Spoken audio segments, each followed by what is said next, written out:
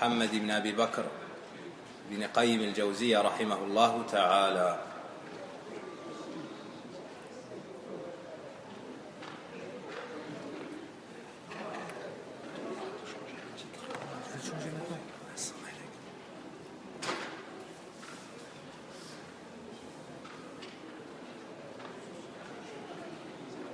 Avant ça, avant que j'oublie, j'invoque Allah tabaraka wa ta'ala en faveur d'une dame qui s'occupe de gérer du côté des femmes la mosquée, que ce soit le fait de veiller à la propreté de la mosquée, que ce soit de nous offrir des repas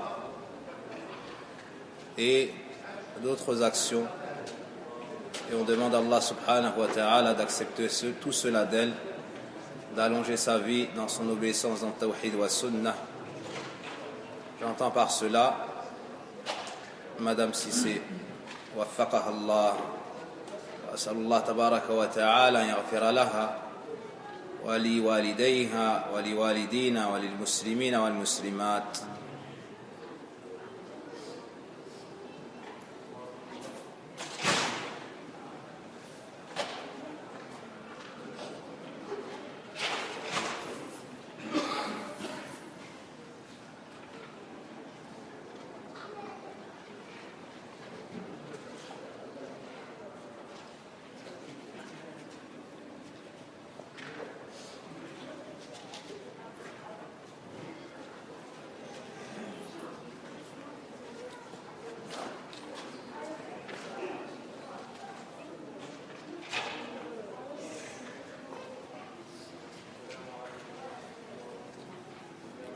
Retenez cette parole d'Ibn al-Qayyim rahimahullah ta'ala qui est tirée de son livre Bada'i' al-Fawaid. قال رحمه الله فليس للعبد إذا بغي عليه وأوذي وتسلط عليه خصومه شيء أنفع له من التوبة النصوح وعلامة سعادته أن يعكس فكره ونظره على نفسه وذنوبه وعيوبه فيشتغل بها وبإصلاحها والتوبة منها فلا يبقى فيه فراغ لتدبر ما نزل به بل يتولى هو التوبة وإصلاح عيوبه والله يتولى نصرته وحفظه والدفع عنه ولا بد فما أسعده من عبد وما أبركها من نازلة نزلت به وما أحسن أثرها عليه ولكن التوفيق والرشد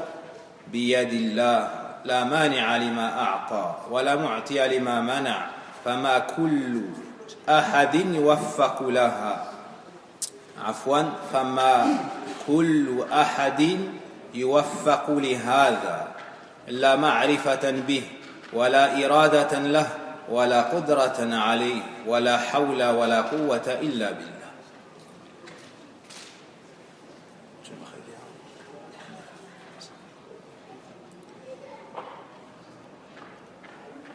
Donc le grand savant Ibn al-Qayyim rahimahullah ta'ala nous dit il n'y a pas de choses plus profitables, plus utiles pour le serviteur lorsqu'on lui fait du mal, lorsqu'on lui porte des nuisances et qu'on transgresse à son égard et que son ennemi le touche d'un mal, il n'y a pas plus utile et profitable pour lui que de faire un repentir sincère. Lorsqu'on te fait du mal, quelle est la chose la plus profitable? Quel est le meilleur comportement à avoir? Pas de t'occuper de la personne qui te fait du mal, de regarder ta relation entre toi et Allah subhanahu wa ta'ala. Il dit il n'y a pas meilleur que quoi? Que de faire un repentir sincère. Et le signe de sa réussite dans cette épreuve, le signe de son bonheur est d'inverser la tendance, d'inverser sa manière de penser, d'inverser le lieu l'endroit sur lequel se portera son regard. C'est-à-dire, au lieu de t'occuper de celui qui t'a fait du mal, de celui qui t'opprime, tout cela tu le portes sur ta propre personne. Qu'est-ce que tu fais? Il dit, tu regardes tes péchés, tu regardes tes défauts, et tu t'en préoccupes et t'en occupes afin de te réformer, afin de te repentir, de t'en repentir.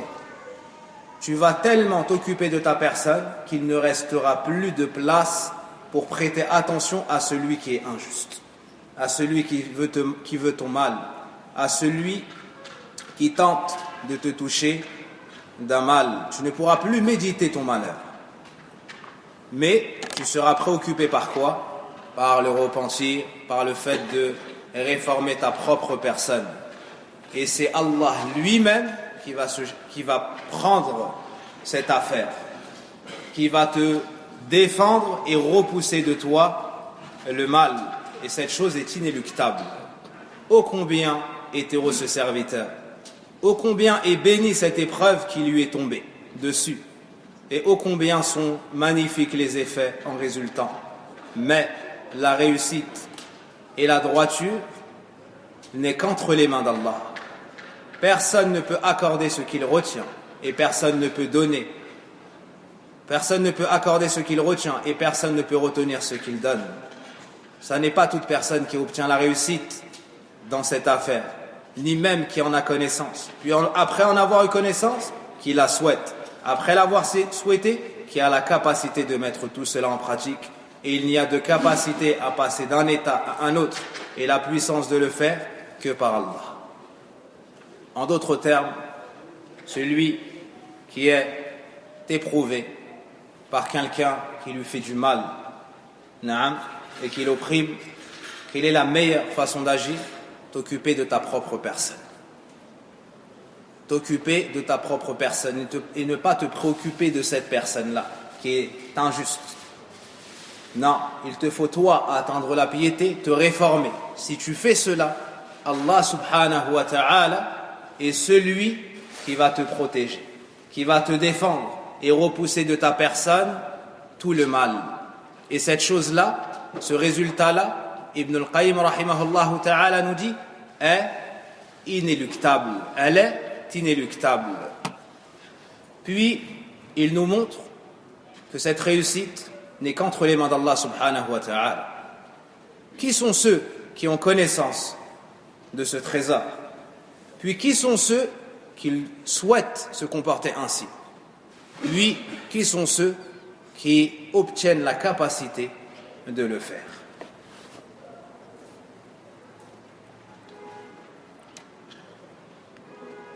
Rahimahullah.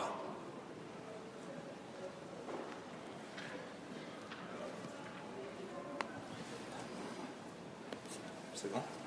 Taïb. Nous allons commencer et reprendre notre cours, Inch'Allah.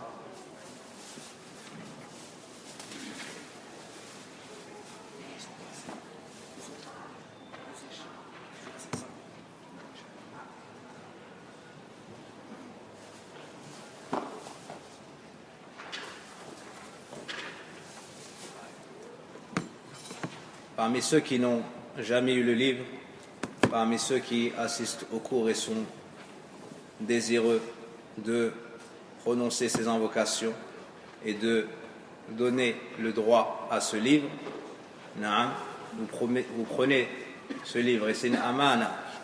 Ceci vous est offert pour être utilisé, pas pour remplir nos bibliothèques. Man yuridu.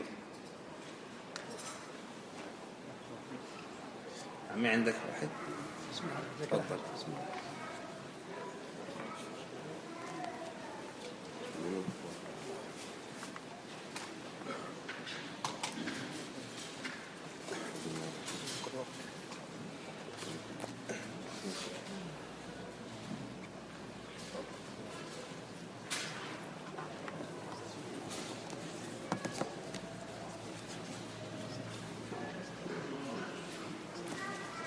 Comme j'ai dit, on prend un, celui qui n'en a jamais pris.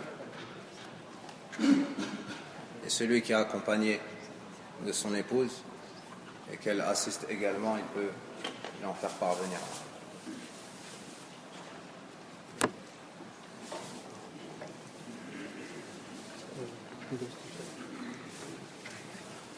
C'est pour qui le deuxième? تفضل.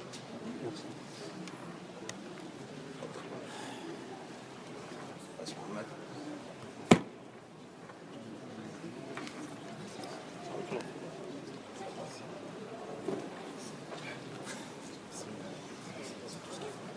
خلاص il n'y en a plus. Allah Azza wa Jal vous facilite.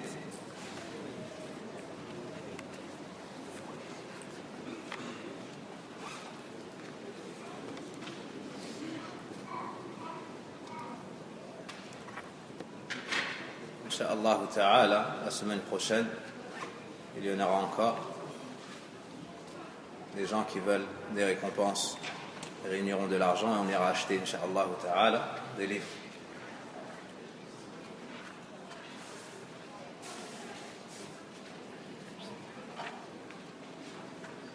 Et on invoque Allah Tabaraka wa Ta'ala en faveur de tous ceux qui ont donné, qu'on puisse acheter ces livres pour nos chers frères et les sœurs. Waffaqakumullah.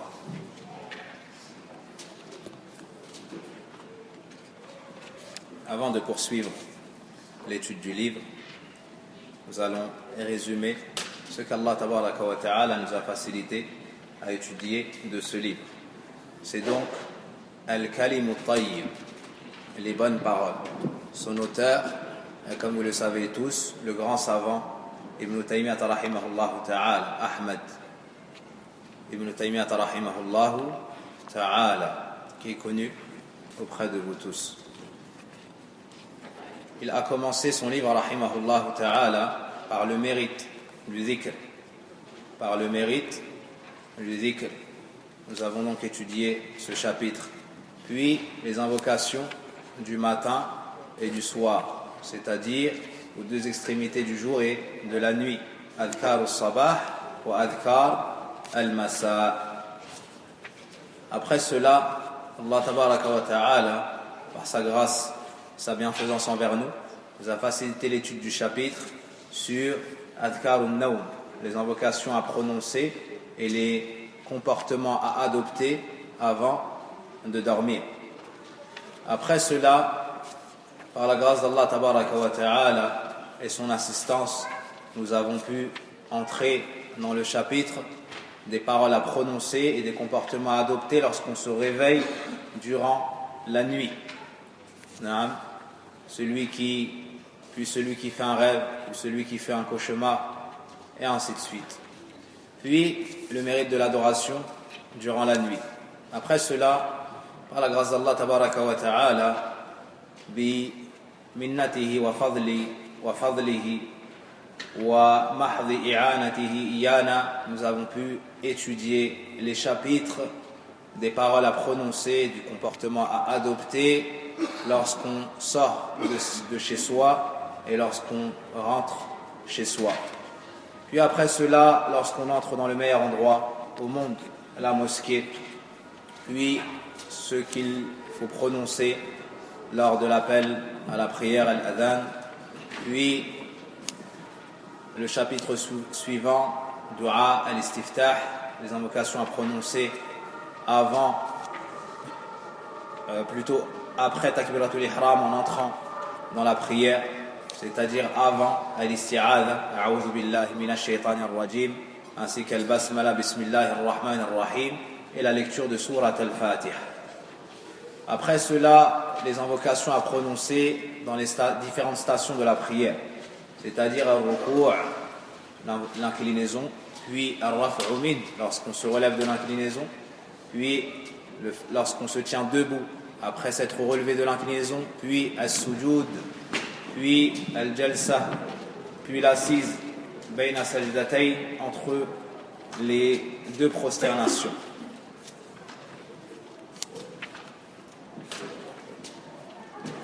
Puis lors du tashahhud, et nous sommes arrêtés, si mes souvenirs sont bons, aux invocations à prononcer après as-salatu al-ibrahimiyya, c'est-à-dire avant at-taslim.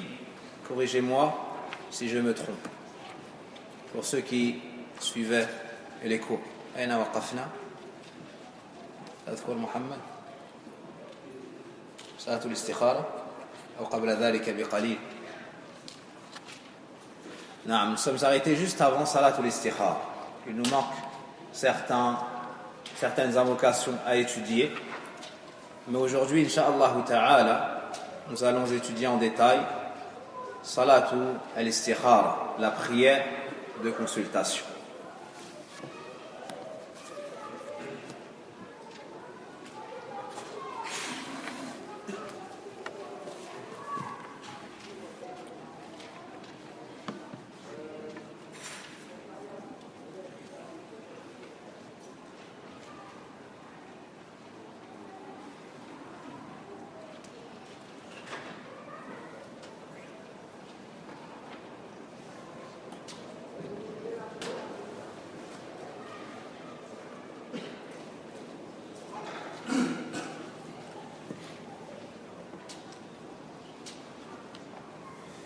بسم الله الرحمن الرحيم. الحمد لله نحمده ونستعينه ونستغفره ونعوذ بالله من شرور أنفسنا ومن سيئات أعمالنا. من يهده الله فلا مضل له ومن يضلل فلا هادي له. وأشهد أن لا إله إلا الله وحده لا شريك له وأشهد أن محمدا عبده ورسوله. يا أيها الذين آمنوا اتقوا الله حق تقاته ولا تموتن إلا وأنتم مسلمون. يا أيها الناس اتقوا ربكم الذي خلقكم من نفس واحدة وخلق منها زوجها وبث منهما رجالا كثيرا ونساء واتقوا الله الذي تساءلون به والأرحام إن الله كان عليكم رقيبا.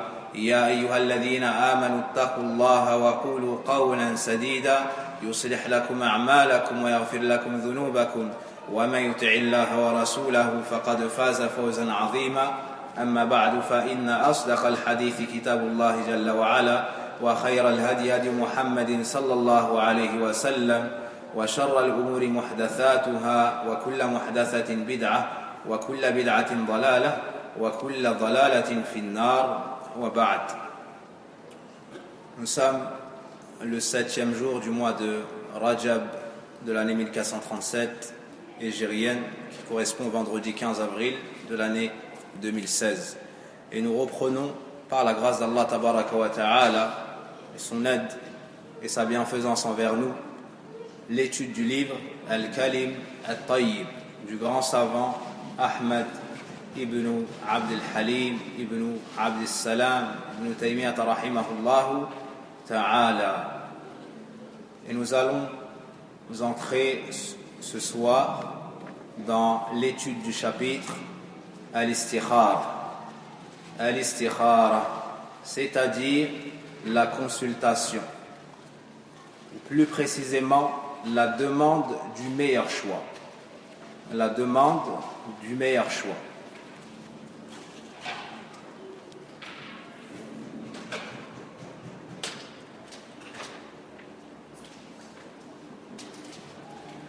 قال المؤلف رحمه الله تعالى: الاستخارة. كان رسول الله صلى الله عليه وسلم يعلمنا الاستخارة في الأمور كلها كما يعلمنا السورة من القرآن. يقول: إذا هم أحدكم بالأمر فليركع ركعتين من غير الفريضة ثم ليقل: اللهم إني أستخيرك بعلمك وأستقدرك بقدرتك وأسألك من فضلك العظيم فإنك تقدر ولا أقدر وتعلم ولا أعلم وأنت علام الغيوب. اللهم إن كنت تعلم أن هذا الأمر وتسميه باسمه خير لي في ديني ومعاشي وعاقبة أمري وعاجله وآجله فاقدره لي ويسره لي ثم بارك لي فيه. وإن كنت تعلم أن هذا الأمر شر لي في ديني ومعاشي وعاقبة أمري وعاجله وآجله فاصرفه عني واصرفني عنه واقدر لي الخير حيث كان ثم ردني به.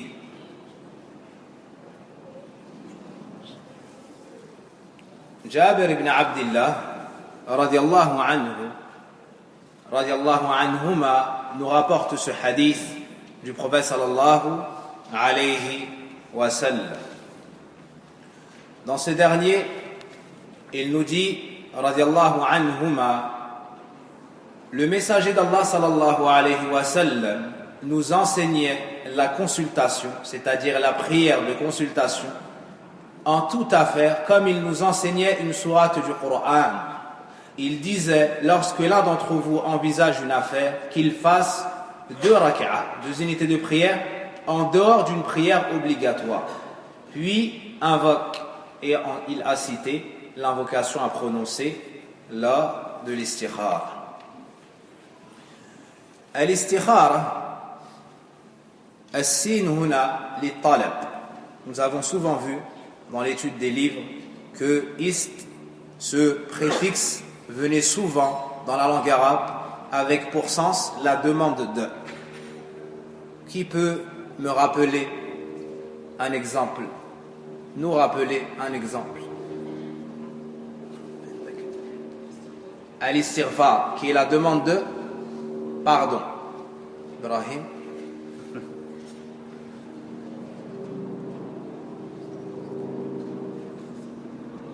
Non.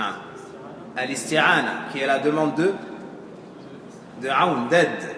Naam, Abdullah. Al-isti'adha bizal, qui est la demande de protection. Indaman. Al-istighatha, qui est la demande de rawth, qui est la demande de secours. Amma al-rawth, c'est la pluie. Et cela vous emmène à dire al-istisqa, qui est talabu as-suqya, la demande de pluie. Wa hakadha. Et parmi ces termes, al-istikhara. Parmi ces termes, al-istikhara, qui est la demande de quoi?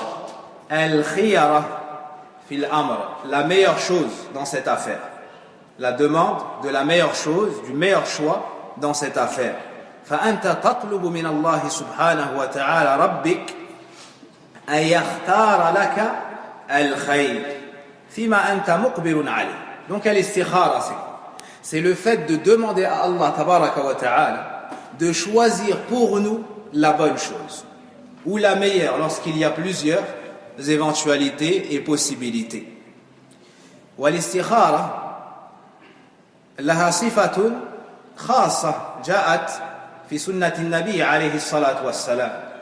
Et la consultation et sa prière a une façon précise d'être faite. Et cela nous a été enseigné par notre noble prophète et messager Muhammad sallallahu alayhi wa sallam. Quelle est cette façon de faire?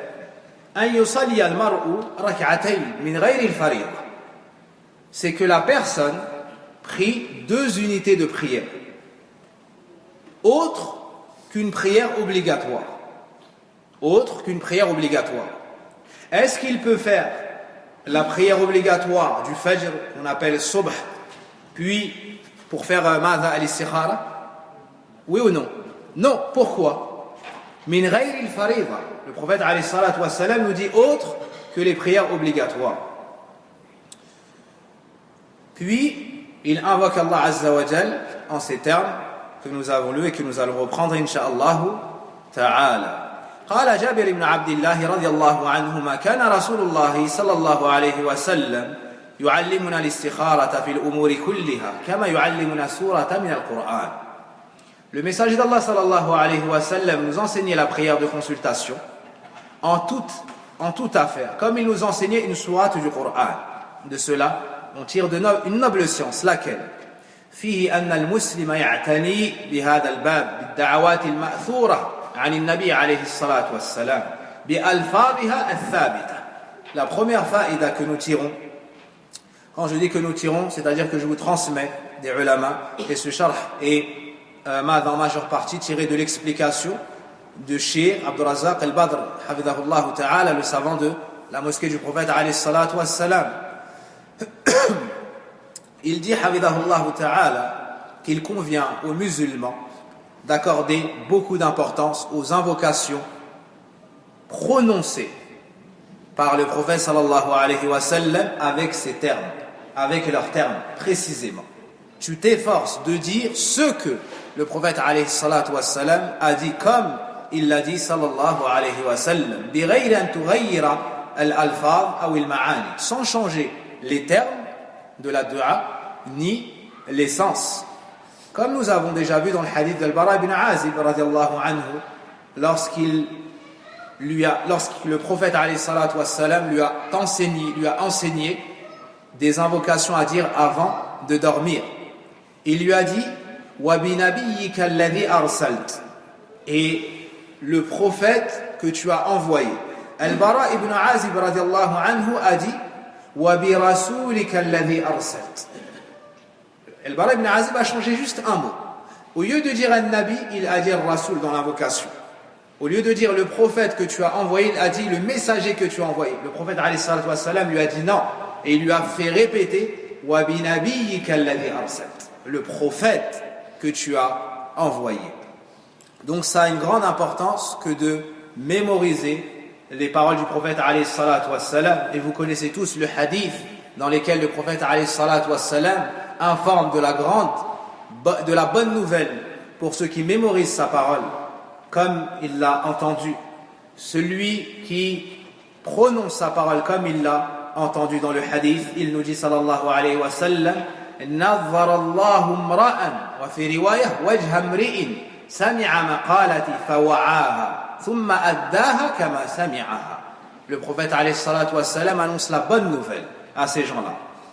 Il dit alayhi salatu wassalam qu'Allah illumine celui qui aura entendu ma parole, c'est-à-dire un hadith, puis qu'il l'aura mémorisé et transmis comme il l'a mémorisé.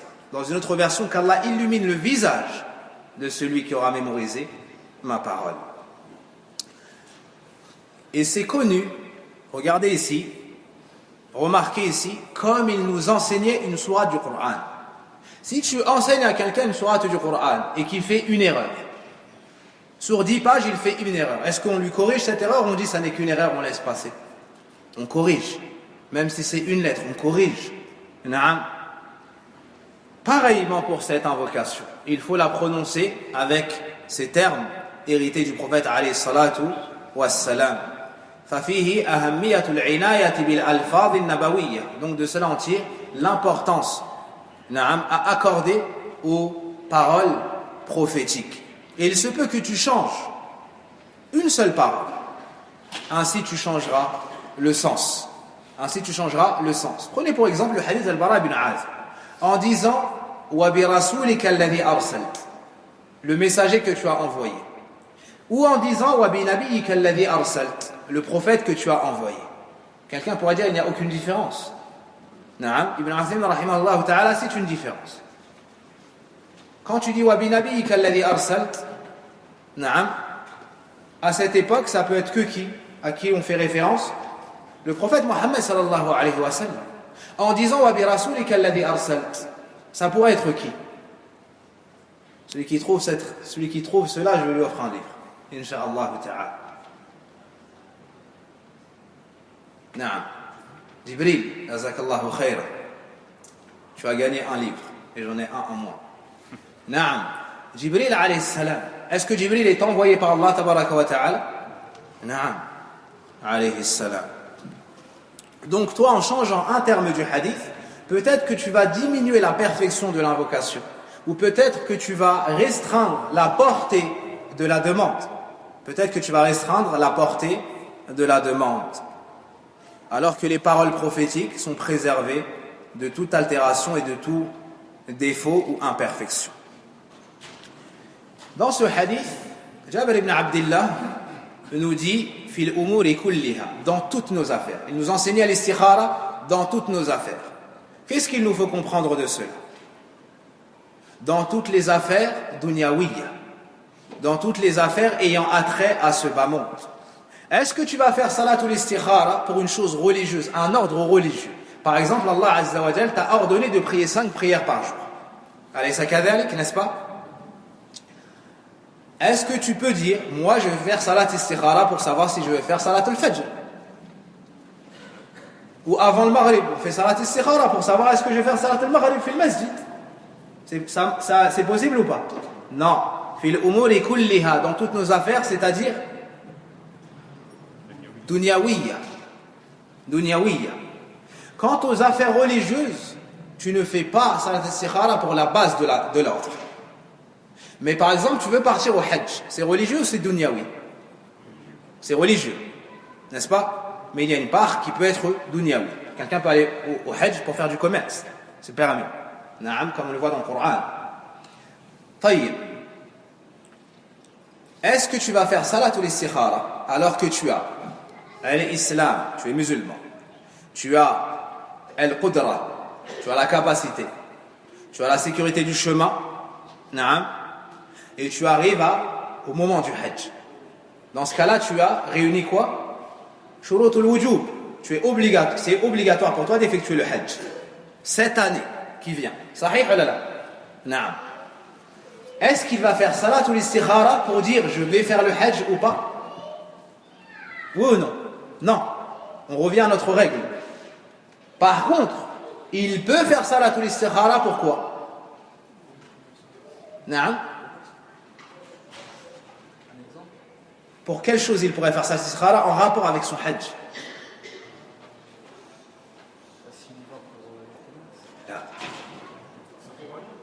Jazakallahu khayran. Avec qui? Al-Rufqa, ikhtiyar al-Rufqa. Avec qui est-ce qu'il va partir au Hajj? Wadah? Tayyib. Il fait salat al-istikhara, mais pas pour la base de l'action. Est-ce que c'est clair?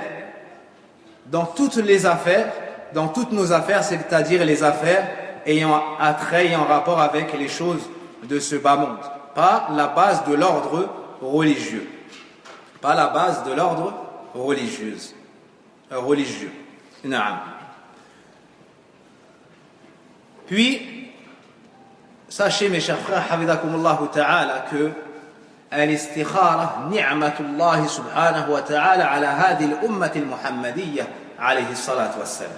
Al-istikhara, on ne s'en rend peut-être pas compte, mais c'est un grand bienfait d'Allah tabaraka wa ta'ala sur cette communauté, la communauté du prophète Mohammed sallallahu alayhi wa sallam. Avant l'islam, savez-vous ce que faisaient les gens? Les Arabes de la péninsule arabique par exemple, qu'est-ce qu'ils faisaient lorsqu'ils voulaient faire un voyage, épouser une femme, entreprendre un commerce?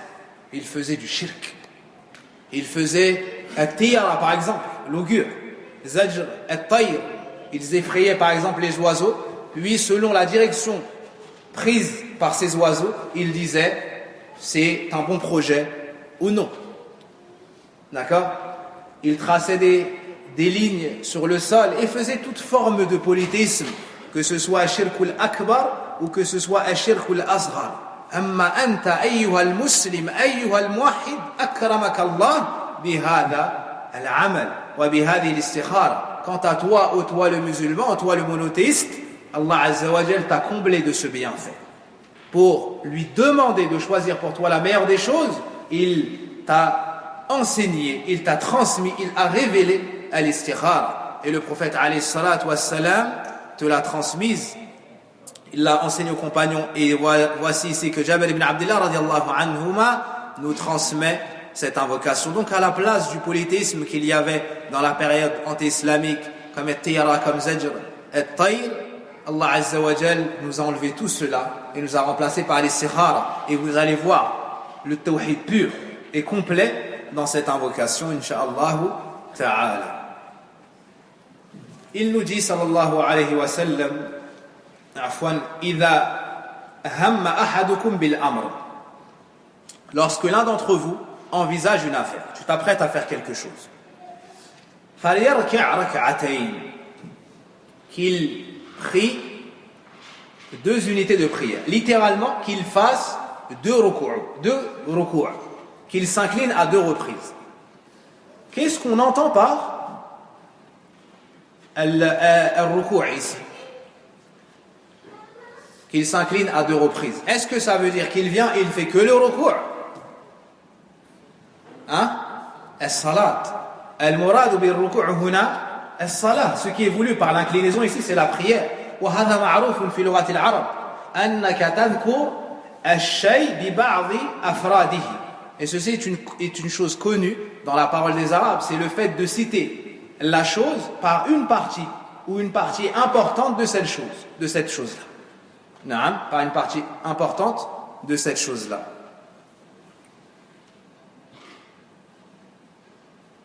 En français, on trouve de cela. Lorsque tu dis d'une personne, elle n'a pas toute sa tête.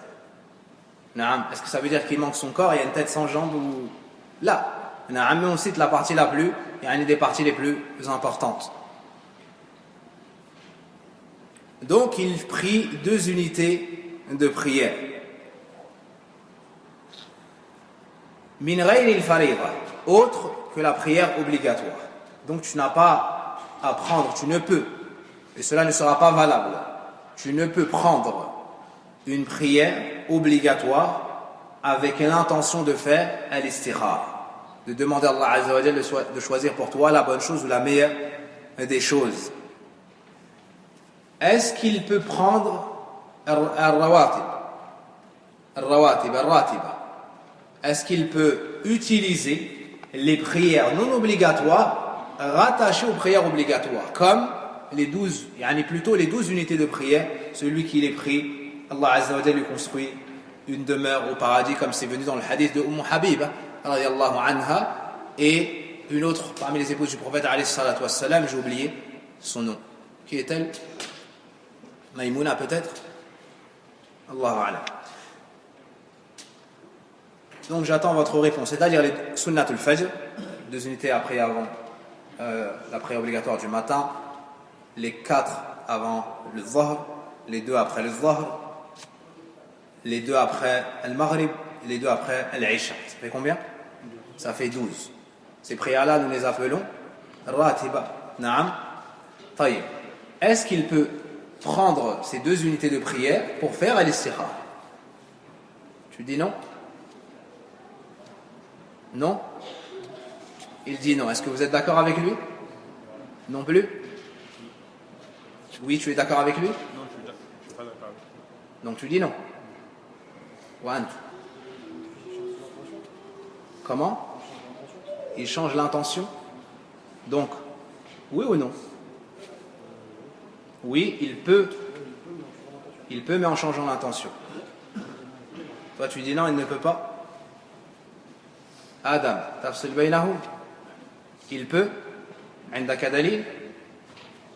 نعم. Quelle est ta preuve? وفقك الله.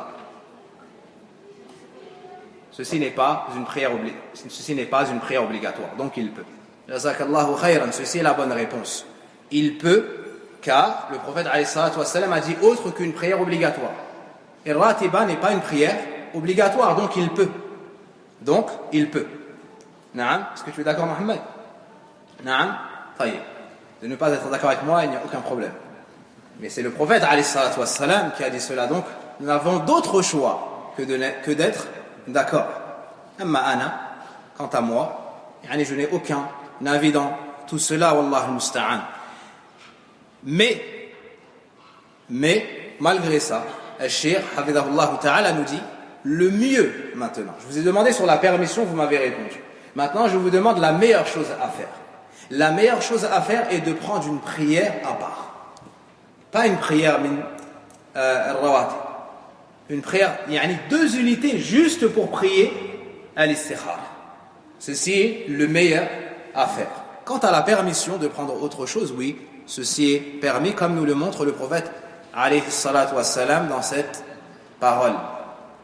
Thumma liyaqul, puis qu'ils disent. Ce qui est apparent du fait que le prophète alayhi salatu wassalam ait dit thumma, d'accord, puis ماذا يفيد إبراهيم؟ ماذا تفيد ثم؟ En arabe, thumma, ça nous indique quelle chose? At-tartib, naam, ça nous indique l'ordre. Naam, ça nous indique l'ordre. Wadih? Donc de cela, bon nombre de savants ont tiré que la dua sera prononcée après le taslim, car la salat se finit avec le taslim. Na'am, miftahuha at-takbir. Na'am, la clé de la prière est takbir. Comment est-ce que tu entres dans la prière? Avec takbiratul ihram. Et comment est-ce que tu en sors? Avec at-taslim. Donc de cette parole-là, thumma liyaqul, puis qu'ils disent beaucoup de savants diraient que la dua se prononçait après la prière. Car sachez qu'il y a une divergence. Est-ce que cette invocation se prononce avant at-taslim ou après at-taslim, donc après as-salat? De cette parole, thumma liyaqul, certains ont dit al-zahir anna ad-du'a ba'da as-salat. Ce qui est apparent ici, c'est que l'invocation se prononce après la prière. Est-ce que la personne peut la prononcer après la salat? Est-ce que la personne peut prononcer cette invocation après la salat, avant la salat, c'est-à-dire, je me corrige, pendant la salat, après salat ibrahimiyya, lors du tashahhud al-akhir? Certains savants ont dit oui, car nous avons étudié, bihamdillahi tabaraka wa ta'ala, que parmi les moments où c'est une bonne chose et c'est légiféré et on nous a encouragé à faire le dua, il y a quel moment dans la salat? Ba'da at-tashahhud al-akhir, ba'da at-tashahhud al-akhir, après le dernier tashahhud. Naam, on cherche refuge auprès d'Allah contre 4 choses, une protection contre 4 choses. Naam, on demande à Allah Azza wa Jal nous aider à nous rappeler de lui, ainsi de suite. Et d'autres savants ont dit donc, à ce moment-là, on fait la dua. À ce moment-là, on fait la dua. Ce qui apparaît, c'est que le mieux est de le faire après salat. Mais si quelqu'un le fait avant at-taslim, c'est aussi valable. Al-shir dit al-amru wasi'. Naam, al-amru wasi'. Ça veut dire que on ne restreint pas dans cette question et on n'est pas dur dans cette question. Celui qui le fait avant, incha'Allah, cela est valable. Celui qui le fait après, incha'Allah, c'est également valable. Mais le meilleur à faire, car nous cherchons toujours le mieux, c'est de le faire après al-taslim. Lorsque tu prononces cette invocation, nous savons tous que parmi les sunan et les causes d'exaucement, c'est comme ça qu'on dit, d'exaucement pour ad-du'a, il y a quoi? Raf'ul yadayn, le fait de lever les mains, n'est-ce pas? Le fait de lever les mains. Est-ce que pour salat ou l'istikhara, pour dua, pour cette dua-là, on lèvera les mains ou non?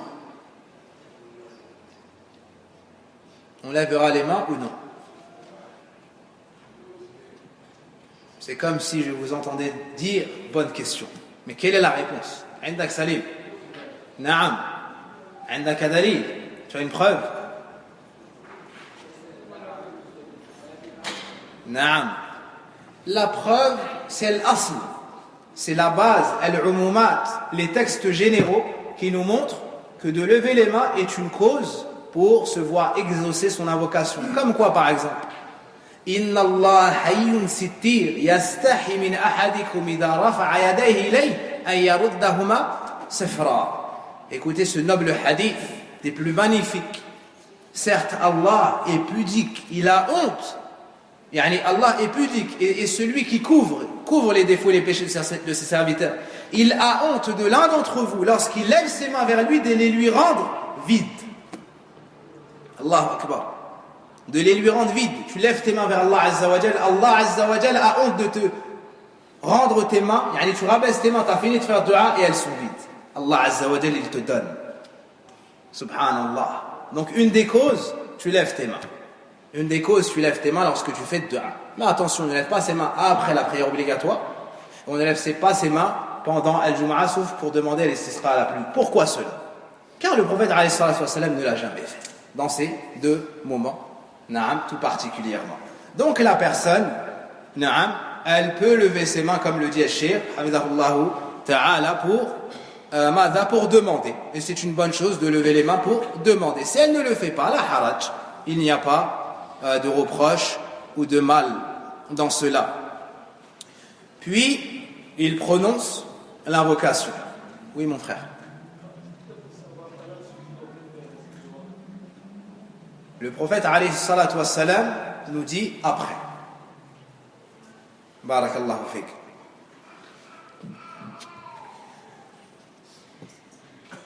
Allahumma. Donc, Allahumma, vous savez tous le sens de cette parole, ça veut dire Ya Allah. Allahumma signifie Ya Allah, oh Allah. Allahumma inni astakhiruka bi'ilmik wa astaqdiruka biqudratik Ô Allah, je cherche le meilleur des choix auprès de ta connaissance et la capacité auprès de ta puissance. J'ai ici dans la traduction, je cherche conseil. Je cherche conseil. Allahu a'lam, de ce que j'ai pu lire des savants, c'est qu'ils disent on cherche conseil auprès des gens, na'am ou shawiruk. Et ça c'est après al-istikhara. Quant à l'istikhara, c'est plus précis que cela. C'est le fait de demander à Allah de choisir pour nous la bonne chose ou choisir la meilleure des choses. Est-ce que c'est compris? Je ne suis pas un traducteur, comme vous le savez, et j'ai mes lacunes en français et en arabe, mais par rapport à l'explication du mot al-istikhara, ceci est plus précis. Quant au terme adéquat, je vous laisse vous, savant de langue française, m'en enseigner un. Barakallahu fikum. Donc, Allahumma inni astakhiruka bi'ilmik. Oh Allah, je te demande de choisir pour moi le meilleur de par ta connaissance, ta science. Wa astaqdiruka, et je cherche la force ou la capacité auprès de ta puissance. Donc ici, te voici en train de te diriger vers Allah tabaraka wa ta'ala, le maître des mondes subhanahu wa ta'ala. Tu te diriges vers lui et tu abandonnes toute ton affaire auprès de lui. Tu abandonnes toute ton affaire auprès de lui. Quelle affaire, par exemple? Pour quelle chose on pourrait faire salat al-sira? Tu as un entretien d'embauche, comme ils disent. Naam. Ou tu as le choix entre tel travail et tel travail. Ou c'est le même, mais avec deux employeurs différents. Naam. Tu es informaticien et tu as le choix de travailler pour telle entreprise qui a telle renommée et telle autre entreprise qui a aussi telle renommée. Où est-ce que tu vas? Tu pourrais te dire, celui qui me payera le mieux, il te donne le même salaire, Mohamed. Qu'est-ce que tu fais? Salatul istikhara. Naam. Tu cherches à te marier, Mohamed. Tu as le choix entre deux femmes de la même origine, même âge, et ainsi de suite. Et tu dois faire ton choix. Elles sont semblables. Comment savoir quel est le meilleur choix? Car toi, en apparence, tu vois ce qui est apparent. Mais quelle sera la finalité de cette affaire? Qu'est-ce que tu fais? Al-istikhara, donc pour le travail, pour le mariage. Tu veux emprunter de l'argent ou prêter de l'argent et tu hésites. Est-ce que tu auras la capacité de le rendre? Est-ce que cette personne est de confiance? Est-ce que Naam. Al-istikhara. Est-ce que c'est clair? Dans beaucoup de choses. Tu as le choix entre le fait de voyager, ou plutôt tu veux entreprendre un voyage.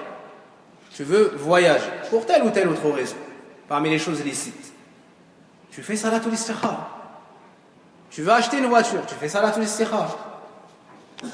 Elle veut accepter une demande en mariage, elle fait salatul istikhara. Son père fait salatul istikhara. Son wali. Est-ce que vous avez d'autres exemples que j'aurais pu oublier? Naam.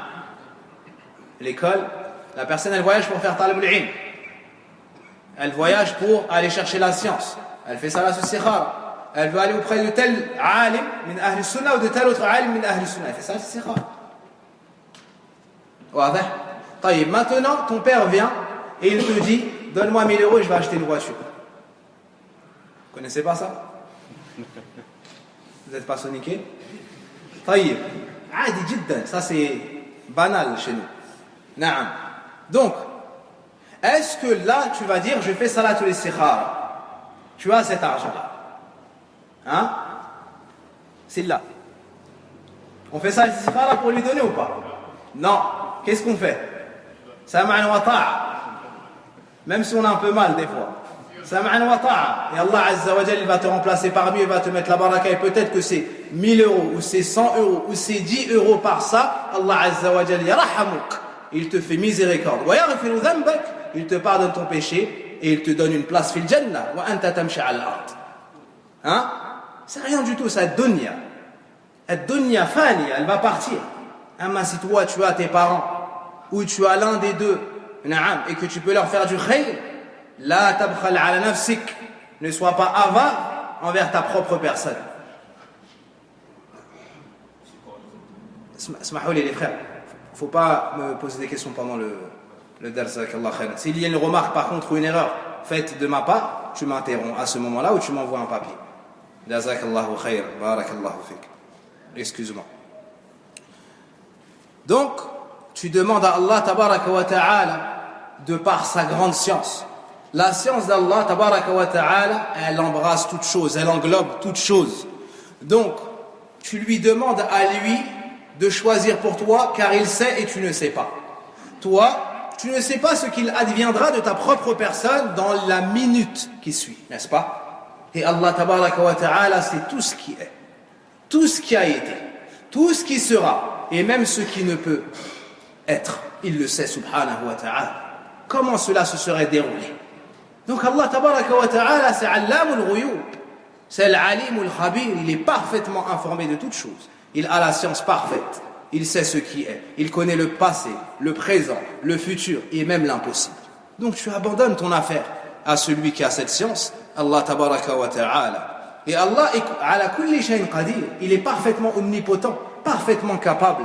Et nous sommes des créatures faibles. Wa khuliqal insan dha'ifa. Comme Allah nous le dit dans le Coran, et l'homme a été créé, donc selon la traduction, l'homme a été créé faible. Alors, tu abandonnes ton affaire à Allah, que ce soit dans la science ou la capacité à faire cette chose. Quant à la science, on ne connaît que ce qu'Allah nous a montré. Et quant à la capacité, nous sommes faibles, sauf ce qu'Allah Azza wa Jal nous a accordé de faire. Donc ici, tu as cité deux choses, la science et la capacité. Pour faire une chose, il te faut savoir comment la faire, et il te faut avoir la capacité de la faire. Voici la sagesse d'avoir uni ces deux points-là. Al-ilm wa al-qudra.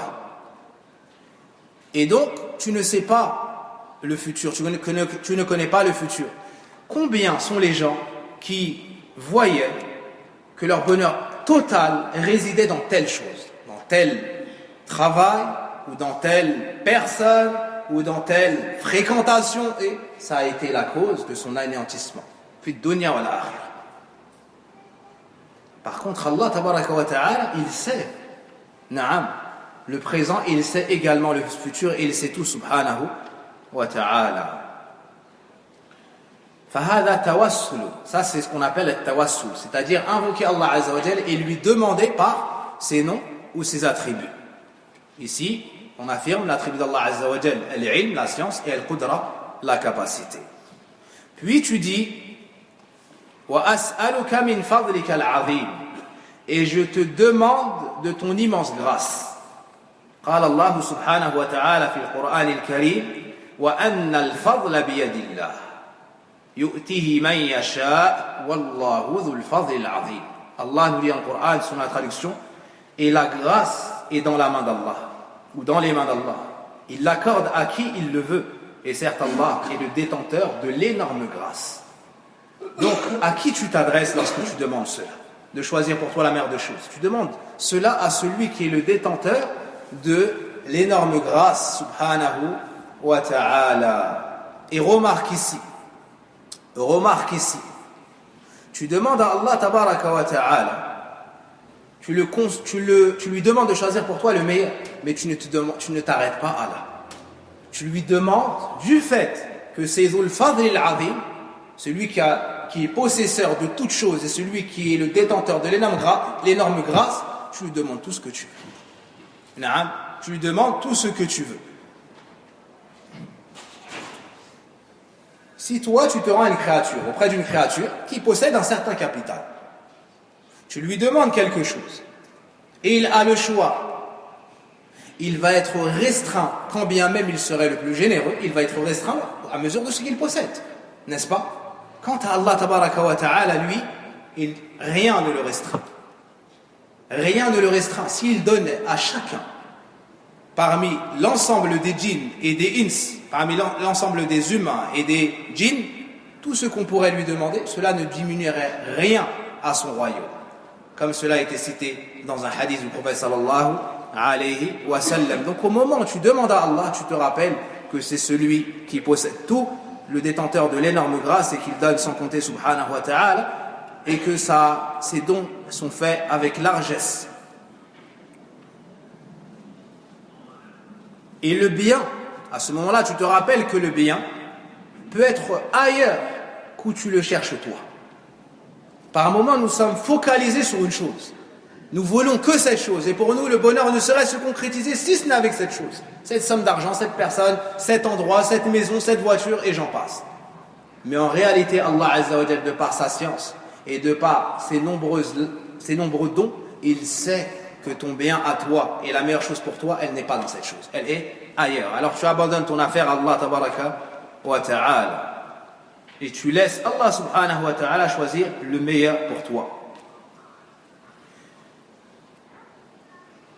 Puis vient Kamal al-Tadallul, la perfection de la soumission, de l'avilissement et du rabaissement devant Allah subhanahu wa ta'ala, ton créateur. Après avoir dit cela, tu dis wa anta 'allamul ghuyub. D'abord wa ta'lamu wa la a'lam.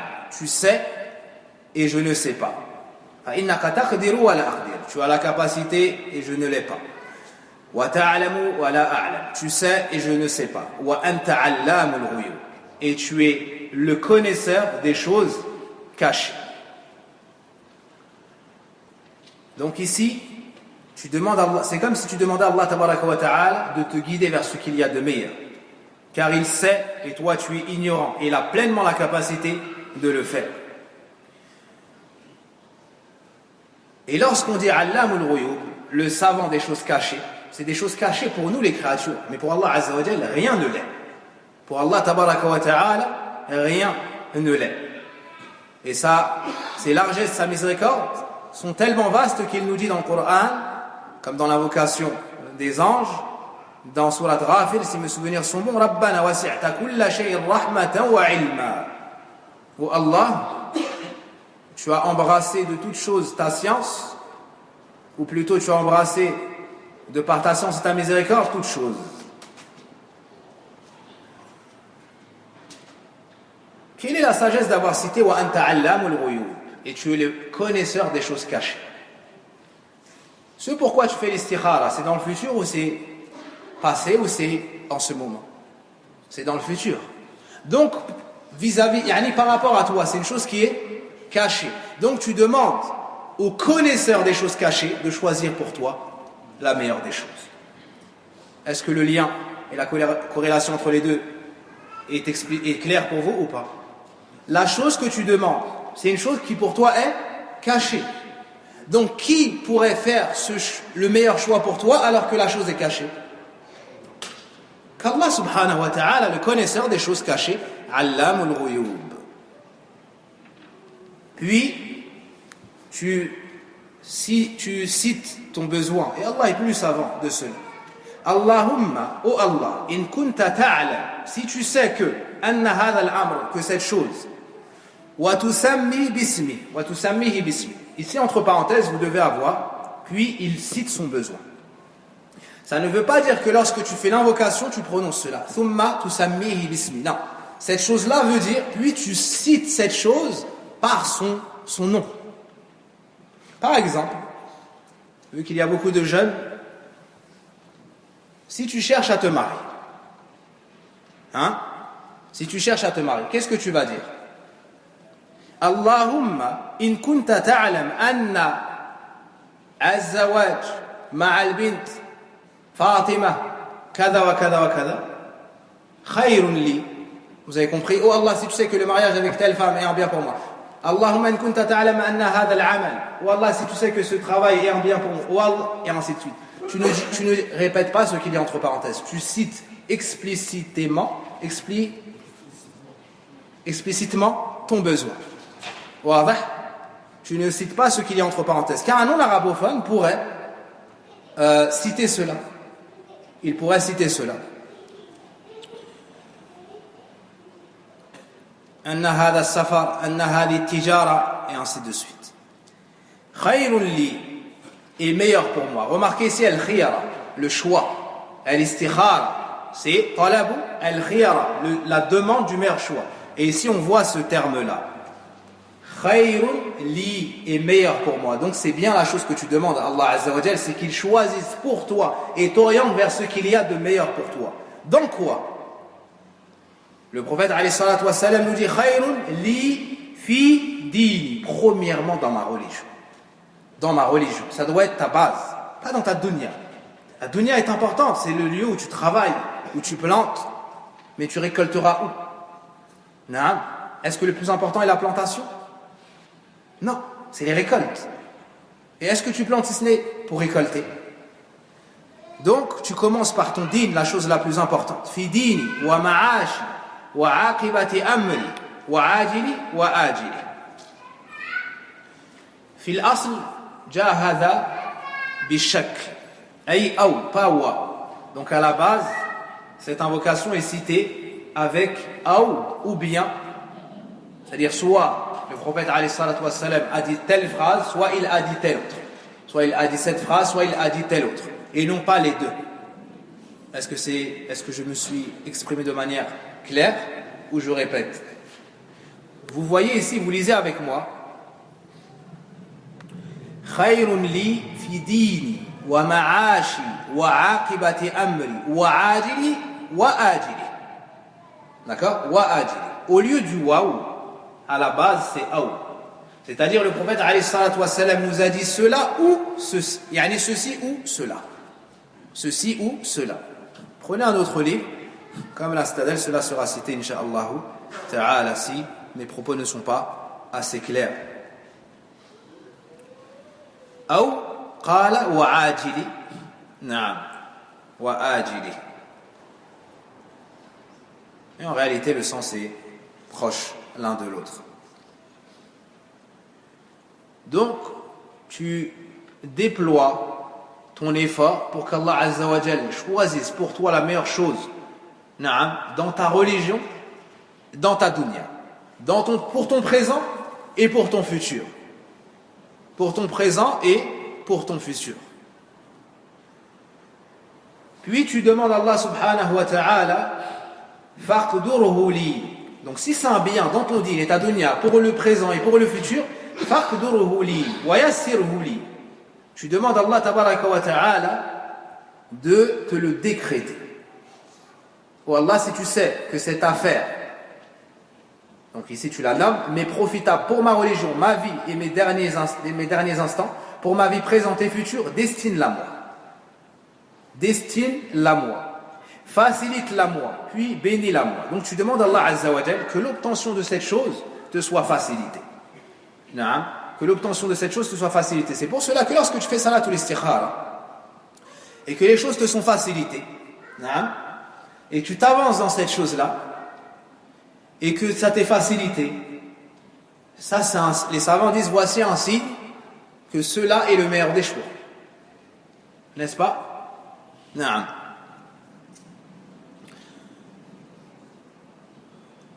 ثم بارك لي فيه. البركة ثبوت الخير الإلهي في شيء ونماؤه. البركة, c'est un concentré de bienfaits qu'Allah Azza wa Jal met dans une chose. Naam. Le fait qu'elle reste, qu'elle perdure et qu'elle augmente.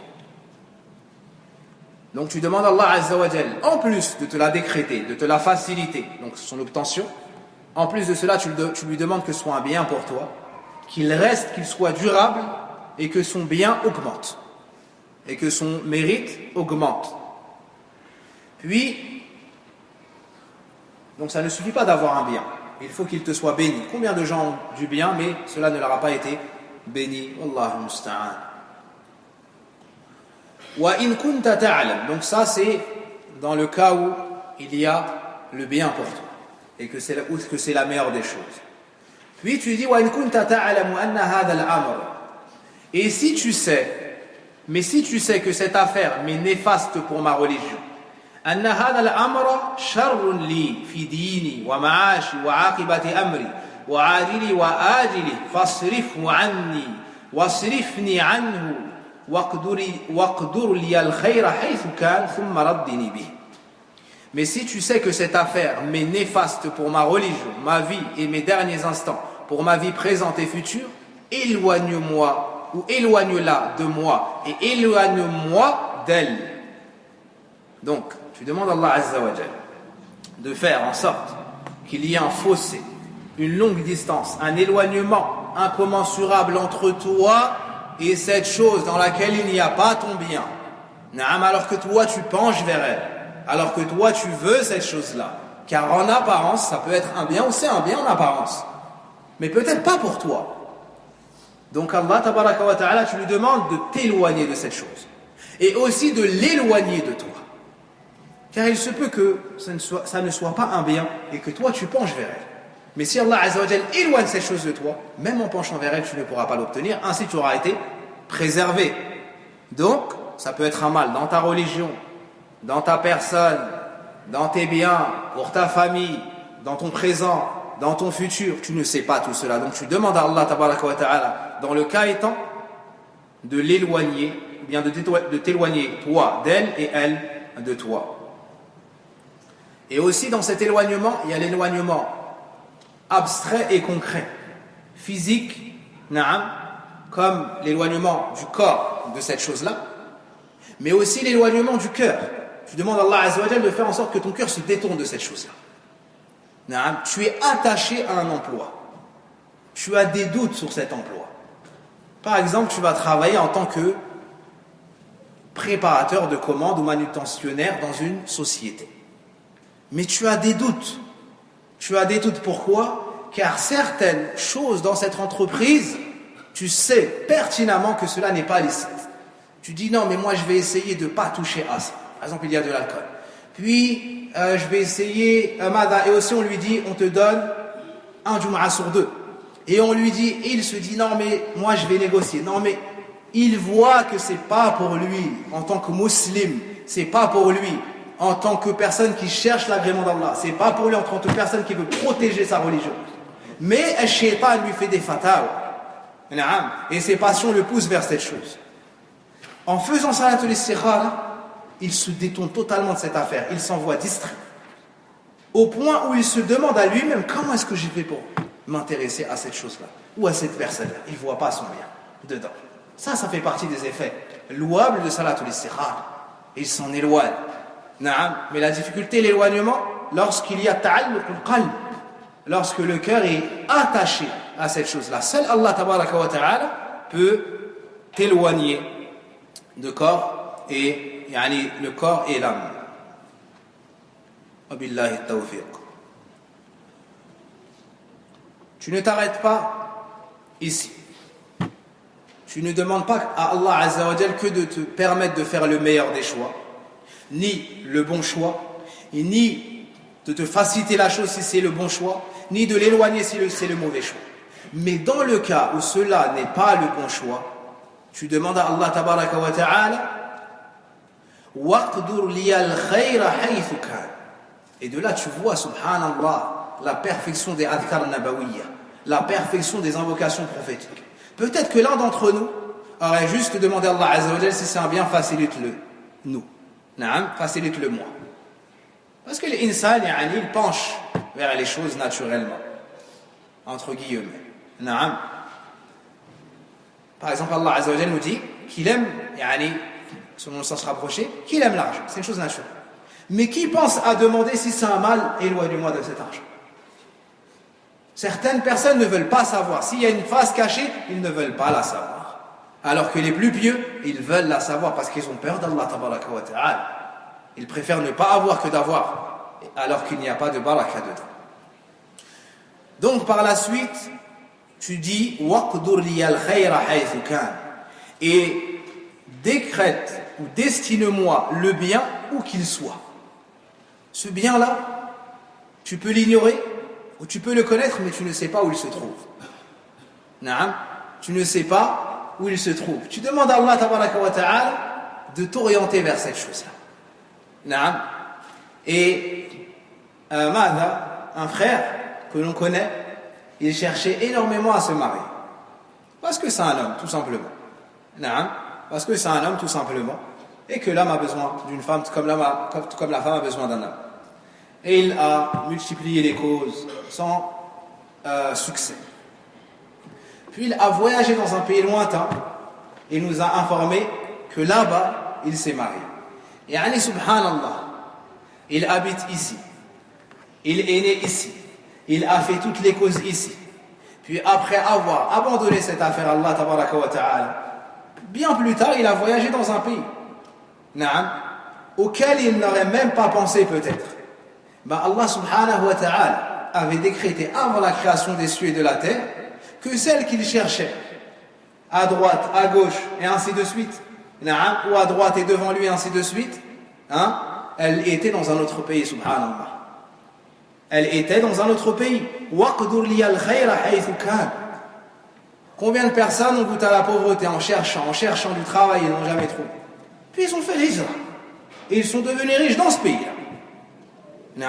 Après avoir fait salat al-istikhara.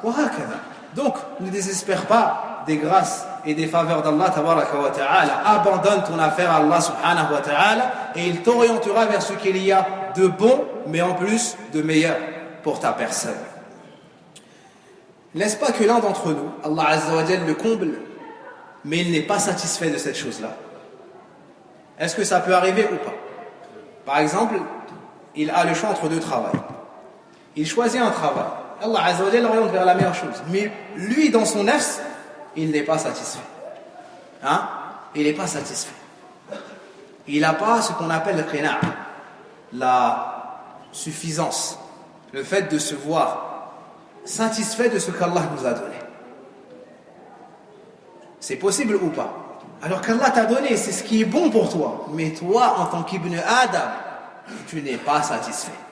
Le prophète alayhi salatu wassalam nous dit, si le fils de Adam avait 2 vallées d'or, 2 vallées, vous savez ce qu'est la vallée, le wad, ce qui est entre 2 montagnes, l'espace qui est entre 2 montagnes. S'il en avait 2 remplis d'or, il en aurait souhaité une 3e. Alors que nous, si on nous donne 1/4 d'une vallée au jour d'aujourd'hui, on serait content ou pas? Après avoir ce quart, sache que tu vas chercher la moitié. Après avoir eu la moitié, tu vas concurrencer celui qui a la moitié dans sa moitié. Ibn Adam. Et rien ne remplira Ibn Adam si ce n'est quoi? Al-turab, la poussière dans sa tombe. Il n'y a que ça qui va le calmer. Allahu Akbar. Donc tu demandes à Allah subhanahu wa ta'ala d'être satisfait de ce qu'il t'a donné, parce que c'est le meilleur choix. Parce que c'est le meilleur choix. Et ne dis pas, j'aurais préféré avoir telle chose, oui mais lui là ça, oui mais kada, oui. Non, ferme cette porte. Allah m'a donné ça, alhamdulillah, je suis le plus, et celui qui a le meilleur bien. Allah azza wa jal m'a facilité tel cours, Allah azza wa jal m'a facilité tel travail, wa tu remercies Allah azza wa jal, tu témoignes ta satisfaction et tu te montres content de ce qu'Allah tabaraka wa ta'ala t'a accordé. Et la dernière phrase a la plus grande importance et on peut en être distrait. Le fait de demander à Allah azza wa jal qu'il fasse qu'on soit satisfait de ce qu'il nous accorde. Celui qui n'est pas satisfait, il n'est pas reconnaissant. Et si tu n'es pas reconnaissant, il s'en faut de peu pour que tu perdes ton bienfait, pour qu'Allah azza wa jal te le retire. Car la reconnaissance, préserve ton bien. Et la négligence et l'ingratitude fait disparaître ce bienfait.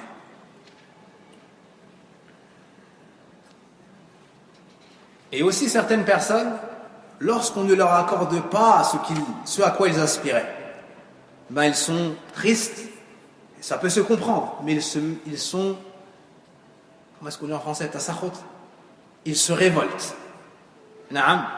Ils se révoltent contre le décret d'Allah tabaraka wa ta'ala.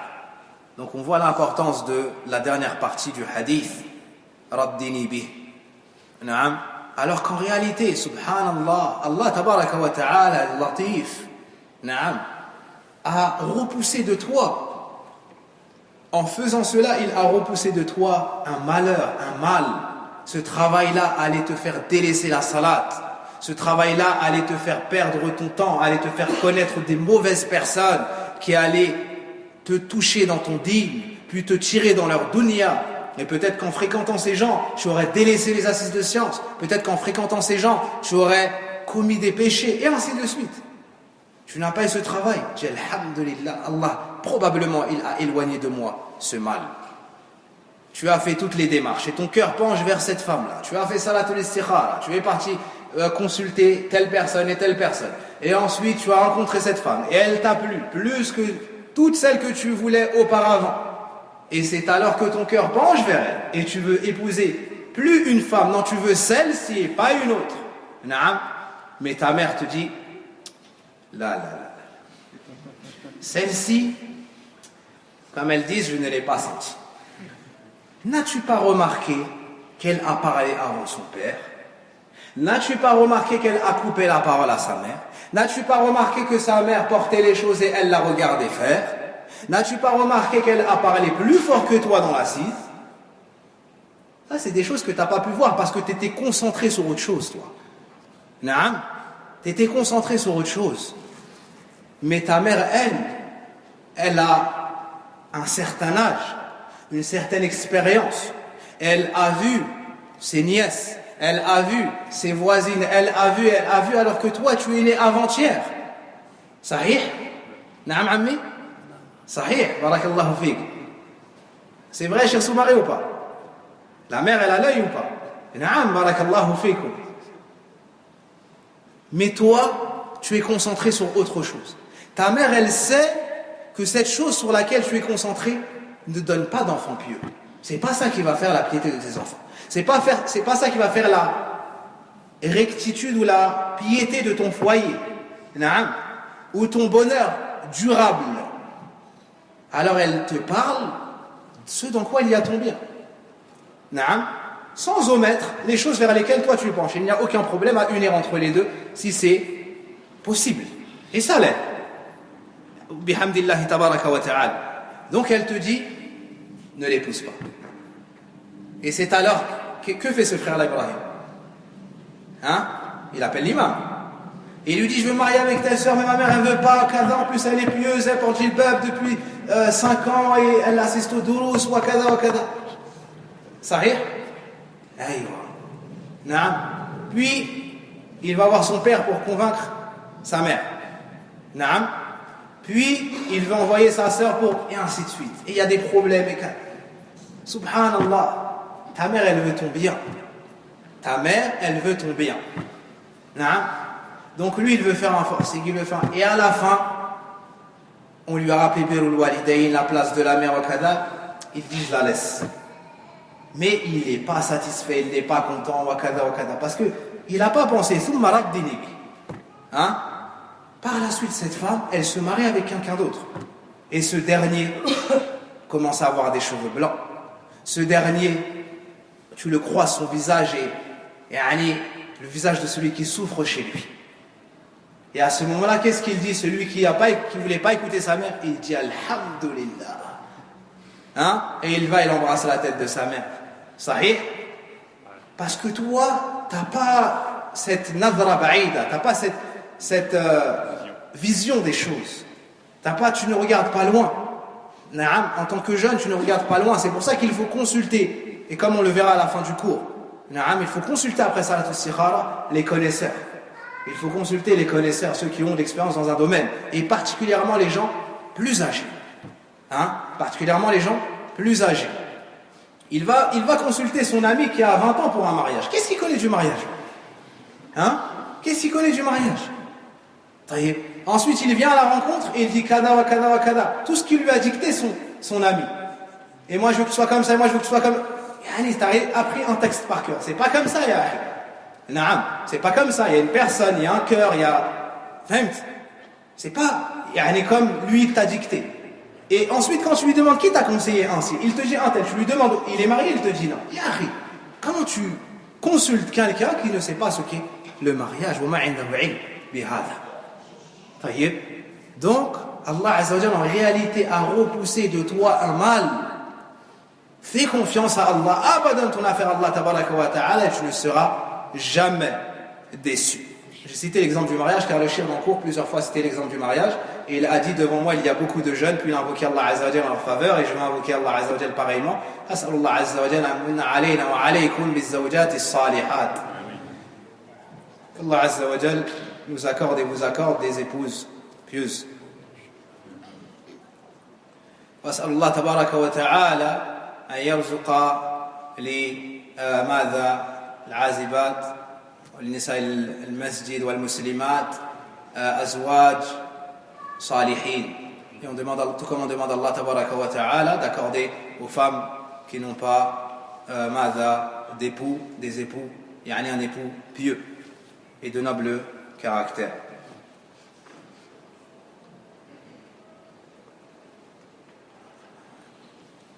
هذا هو خرجه البخاري بنحوه. L'auteur rahimahullah ta'ala dit que l'imam al-Bukhari l'a rapporté avec des paroles semblables ou proches de celle-ci. فعلينا بحفظ هذا الدعاء. Il nous faut mémoriser cette invocation. C'est très important. Certaines personnes, malheureusement, n'ont pas l'habitude de faire salatul istikhara. Et ils ne font salatul istikhara que si tu lui dis « Est-ce que tu as fait salatul istikhara ?» Il est au point de signer un contrat de la plus grande importance. Et il n'a pas fait salatul istikhara. Subhanallah. Si tu ne demandes pas à Allah, Allamul Ghuyub, Al-Alim Al-Qadir, de choisir pour toi la meilleure des choses, à qui est-ce que tu vas demander? Aux créatures. La créature ne sait pas ce qu'il va advenir de ta personne, ni de la sienne dans la minute. Donc, dès que tu veux faire une chose, comme l'a dit Naam, comme cela nous est cité ici dans le hadith, Ida hamma ahadukum bil amr, quelle que soit la chose, fais salat al-istikhara. Tu fais 2 rak'a et tu dis la dua après ta salat. C'est très simple et très facile. Que ce soit chez toi, que ce soit au masjid, que ce soit au travail, 2 unités de prière parmi les prières non obligatoires, et tu invoques Allah Azza wa Jalla en ces termes. Et ce qui affaiblit certaines personnes, c'est le fait qu'elles ne mémorisent pas la dua. Donc elles disent, je n'ai pas fait la salat istikhara car je n'ai pas le livre avec moi. Mémorise l'invocation et tu sortiras de ce problème. Ou prends l'invocation avec toi. Prends l'invocation avec toi. Et cela nous amène à une autre question soulevée. Est-ce qu'il nous est permis pour celui qui ne mémorise pas l'invocation de la lire d'un livre ou de feuillet? Oui, ceci est permis, comme l'a dit al-Sheikh. Ceci est permis. Celui qui est à l'extérieur de chez lui, il doit faire un choix dans l'immédiat. Il n'a pas le livre, il n'a pas mémorisé. Ou il est en voyage et il n'a pas de quoi avoir cette dua. Que fait-il? Que fait-il? Andaman. Que fait-il? Qu'est-ce que tu fais, toi? Comment? Il invoque Allah Azza wa Jal en disant quoi? Il demande à Allah de lui faciliter cette chose. Là, on n'est plus dans le choix. Vous avez vu Ibn Adam? On demande à Allah de nous faciliter cette chose. Non! Peut-être que c'est pas bien cette chose pour nous. On demande à Allah Azza wa Jal de choisir pour nous la meilleure chose. Avec nos mots, si on ne mémorise pas. Ya Allah, ikhtar li al-khayr. Au minimum, ou Allah choisit pour moi la meilleure chose. Ya Allah, guide-moi vers ce dans quoi il y a mon bien. Il n'a pas l'arabe. Qu'est-ce qu'il fait? C'est un Français de souche. Ses parents sont français, il parle que français. Qu'est-ce qu'il fait? Il n'a pas appris la langue arabe, malheureusement. Comment? Il demande en français. C'est un sonique, il ne parle pas le français. Qu'est-ce qu'il fait? Il fait avec sa langue. Pourquoi tu as dit pour français, tu as redit français, sonique, tu ne veux pas redire sonique? Taïb. Sois juste. Hafidakallah.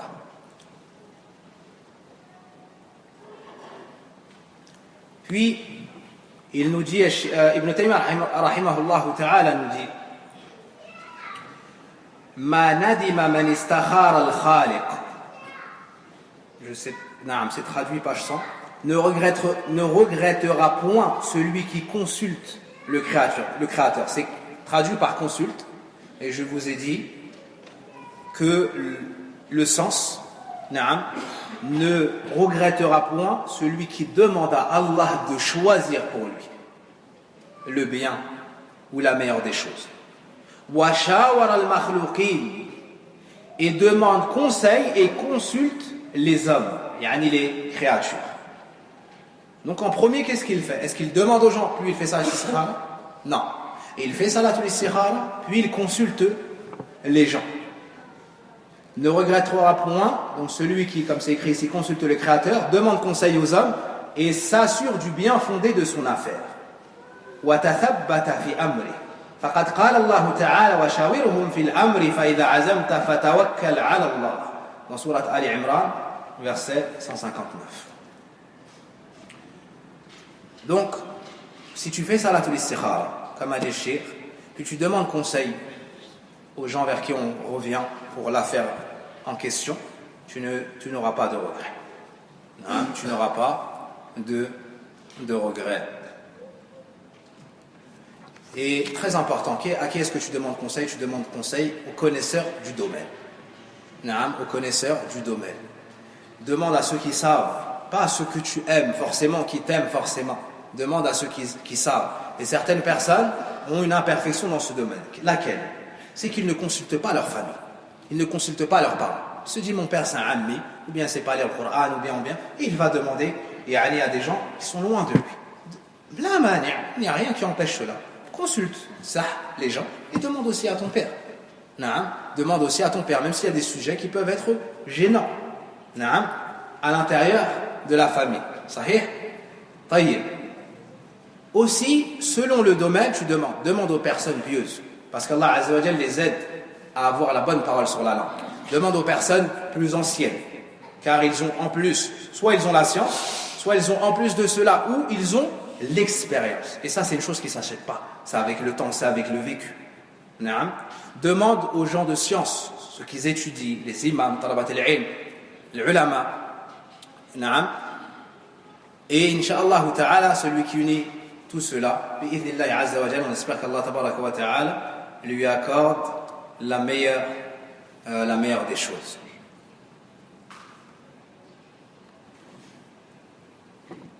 J'ai eu de certaines personnes de science qui est bon de lire dans ces deux rak'ah, Surat Al-Kafirun dans la première rak'ah et Surat Qul Huwallahu Ahad dans la seconde rak'ah, mais je vais appeler Inch'Allah ta'ala un savant pour lui demander est-ce que ceci a une base dans As-Sunnah?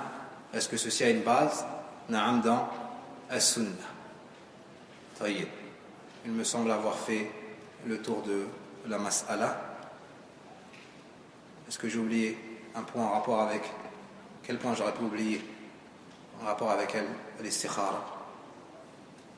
Est-ce qu'il nous est permis de faire salatul istikhara fi awqati an-nahy? Est-ce qu'on a le droit de prier salatul istikhara dans les moments où on ne doit pas prier à la base? C'est-à-dire ba'da al-fajr, jusqu'au lever du soleil. D'accord? Pendant le lever du soleil, jusqu'à ce qu'il soit élevé. Deuxièmement. Troisièmement, ba'd al-asr, jusqu'au coucher du soleil. Quatrièmement, c'est ça? Pendant que le soleil se couche. Pendant que le soleil se couche. On n'a pas le droit de prier dans ces moments. Nous n'avons pas le droit de prier dans ces moments. Néanmoins, si la personne doit prier salatul istikhara, certains savants disent on lui conseille d'attendre le moment où il peut prier, mais si la chose ne peut attendre, à ce moment-là, il fait cette salat pour faire l'istikhara, car c'est ce qu'on appelle dawat al-asbab. C'est une prière où il y a une cause. Et la prière où il y a une cause, l'avis chez beaucoup de savants, qui est retenu par beaucoup de nos savants, c'est que tu peux prier même dans ces moments-là s'il y a une cause. Quoi comme cause par exemple? La prière de salutation de la mosquée, c'est-à-dire lorsque tu entres au masjid et que tu veux t'asseoir. Après le wudu. Naam, après le wudu. Naam. Et on n'oublie pas que lorsque tu fais cette dua, il ne faut pas que ce soit un automatisme. Dans le sens, il faut que ton cœur soit présent, que véritablement tu abandonnes ton affaire à Allah tabaraka wa ta'ala et que tu aies confiance. Tu abandonnes ton affaire à Allah tabaraka wa ta'ala. هذا هو وصلى اللهم وبارك على نبينا محمد وعلى آله وصحبه أجمعين والحمد لله الذي بنعمته تتم الصالحات. Je remercie Allah tabaraka wa ta'ala, celui qui nous a permis à nouveau de nous réunir afin de se rappeler ses nombreux bienfaits sur nous. l'a guidé à l'islam, à l'iman, l'envoi du prophète alayhi salatu wassalam et la révélation sur lui du Coran, et un bienfait tout particulier qu'on cite, c'est ni'matu talib al-ilm wal julus lahu, le grand bienfait qu'Allah nous ait fait aimer la science et le fait de s'asseoir pour lui dans les assises de science. Hada fadlullah, fadlun azim, wallahu zul fadl azim, et ceci un grand bienfait d'Allah tabaraka wa ta'ala. Et ça n'est que par Allah tabaraka wa ta'ala, son aide et son assistance, qu'on peut avoir cette assise. Et ça n'est que lorsqu'on s'en voit privé, qu'on se dit ah c'était bien, ah j'aimerais pour apprendre, pour faire des efforts. Non, donc c'est un bienfait. Et probablement à cause de mes péchés, on en a été empêchés. Donc on demande à Allah Azza wa Jal de maintenir sur nous ce bienfait et qu'il nous aide à nous montrer reconnaissants pour ce bienfait. Et Inch'Allah ta'ala, tous les vendredis, après la prière du Asr, on continuera jusqu'à finir ce livre, Inch'Allah ta'ala. Je vous indiquerai le programme à venir, un bon programme, Inch'Allah ta'ala. Et je vais consulter un shir pour le sujet, même si j'ai deux idées que je lui ai déjà demandé une de ces deux choses. Walhamdulillahi Rabbil Alamin.